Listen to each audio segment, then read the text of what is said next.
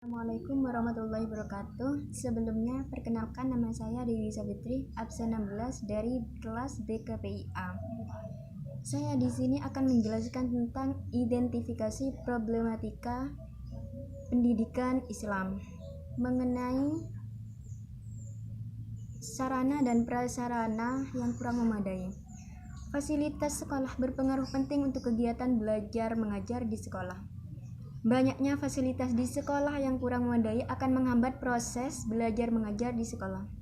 Banyak siswa yang tidak nyaman dikarenakan fasilitas yang kurang memadai, semisal bangku yang rusak atau sekolah bocor. Hal ini akan menghambat proses belajar mengajar. Bagaimana tidak? Tidak akan ada siswa yang mau belajar dalam keadaan basah kuyup. Begitupun juga mengenai kurangnya tenaga pengajar yang kurang profesional ketika sarana dan prasarana sekolah tidak memadai, yang juga akan mengakibatkan minimnya pendidikan. Akan tetapi dalam manajemen sarana dan prasarana pendidikan terdapat kekurangan dalam memanajemen keuangan yang seharusnya digunakan untuk pemenuhan kebutuhan sarana dan prasarana.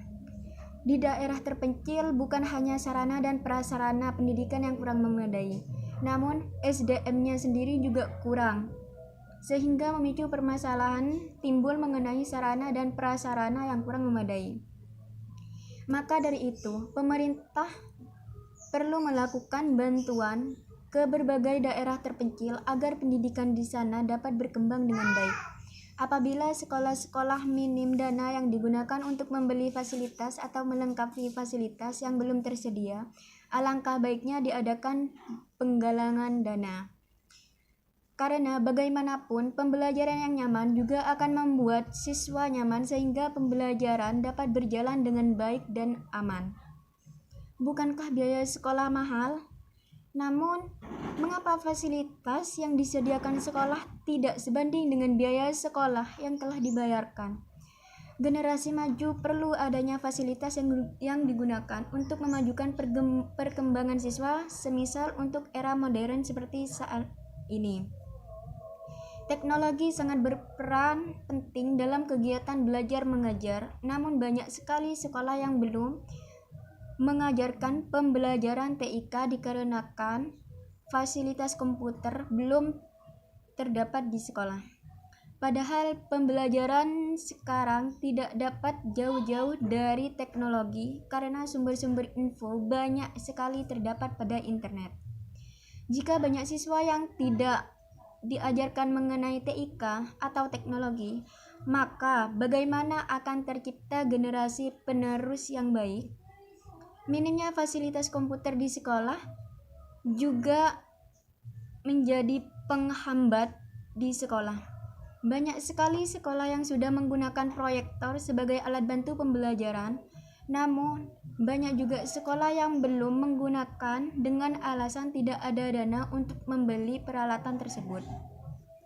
Hal ini harus menjadikan pemerintah lebih aktif melakukan penyuluhan-penyuluhan ke berbagai sekolah dengan tujuan mengecek sekolah-sekolah mana yang masih minim fasilitasnya untuk digunakan dalam pembelajaran, sehingga pemerintah siap bergerak untuk memberikan dana kepada sekolah yang minim fasilitasnya.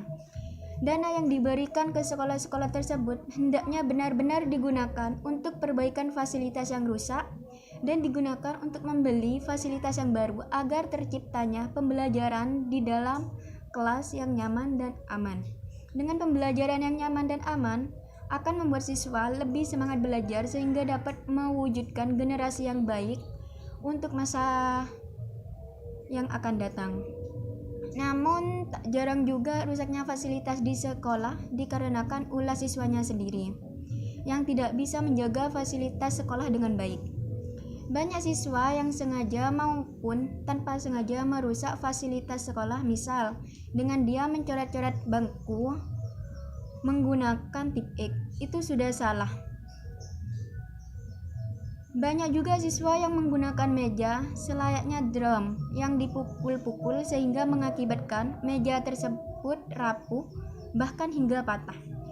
Mungkin sebaiknya setelah pemerintah memberikan bantuan dana untuk membeli fasilitas sekolah yang baru, hendaknya pihak sekolah benar-benar ikut menjaga fasilitas tersebut dengan baik. Dikarenakan juga harga fasilitas sekolah seperti meja dan kursi bisa terbilang mahal. Sekian dari saya. Wassalamualaikum warahmatullahi wabarakatuh.